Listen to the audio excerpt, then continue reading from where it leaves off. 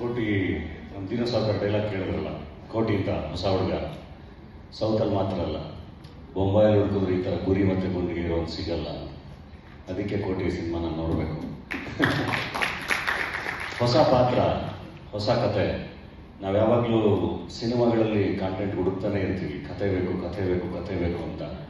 ನಾನೊಬ್ಬ ನಟನಾಗಿ ನಿರ್ಮಾಪಕನಾಗಿನೂ ಯಾವಾಗಲೂ ಕತೆ ಬೇಕು ಅಂತ ಹುಡುಕ್ತಾನೆ ಇರ್ತೀನಿ. ಅದರಲ್ಲಿ ಕೆಲವೊಂದು ಕತೆಗಳು ತುಂಬ ಕಾಡ್ತವೆ ನನಗೆ. ಆ ಥರ ಇಷ್ಟ ಆಗಿದ್ದ ಕತೆಗಳ ಬಗ್ಗೆ ನನ್ನ ಫ್ರೆಂಡ್ಸ್ ಜೊತೆ ಎಲ್ಲರ ಜೊತೆ ನಾನು ಮಾತಾಡ್ತಾ ಇರ್ತೀನಿ. ಅದೇ ಥರ ಕೋಟಿ ಕತೆ ಕೇಳಿದಾಗ್ಲೂ, ಆಗಲೇ ಕಾರ್ತಿಕ್ ಅವ್ರು ಹೇಳ್ದಂಗೆ, ಕಾರ್ತಿಕ್ ಯೋಗಿ ಸಿಕ್ಕಿದಾಗೆಲ್ಲ ಅದು ಚೆನ್ನಾಗಿದೆ, ಪರಂ ಸಖತ್ತಾಗಿ ಬರೆದಿದ್ದಾರೆ, ನಾನು ಮಾಡಬೇಕು ಅಂತ.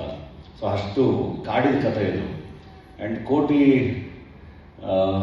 ಕೋಟಿ ಅಂದರೆ ನಾನೊಬ್ಬ ಮಾತ್ರ ಕೋಟಿ ಅಲ್ಲ. ನನಗೆ ಕೋಟಿ ಕತೆ ಕೇಳಿದಾಗ ನಾನು ಟೀಸರ್ ಹೇಳ್ದಂಗೆ ಐ ಥಿಂಕ್ ಎಲ್ಲರೂ ಕೋಟಿನೇ, ಇಲ್ಲಿರೋರು ಎಲ್ಲರೂ. ಅದು ಸಿನಿಮಾ ನೋಡ್ತಾ ಗೊತ್ತಾಗುತ್ತೆ. ಕೋಟಿಯ ಬದುಕಿನ ಈವೆಂಟ್ಸ್ಗಳು ಒಂದೊಂದೇ ಬಿಚ್ಕೊಳ್ತಾ ಹೋದಂಗೆ ಪ್ರತಿಯೊಬ್ಬರಿಗೂ ಗೊತ್ತಾಗುತ್ತೆ, ಓಕೆ ಇದು ನಾನು ಅಂತ ಹೇಳಿ. ಎಲ್ಲರೂ, ನಾನು ಹೇಳ್ತಿರೋದು ಮಿಡಲ್ ಕ್ಲಾಸ್ ಹೀರೋಸ್ ಅಂತ ಏನು ಕರಿತೀವಲ್ಲ, ಮಿಡಲ್ ಕ್ಲಾಸ್ ಫ್ಯಾಮಿಲಿಗಳಿಗೆ, ಬದುಕುಗಳಿಗೆ ತುಂಬ ಕನೆಕ್ಟ್ ಆಗುವಂಥ ಸಿನಿಮಾ.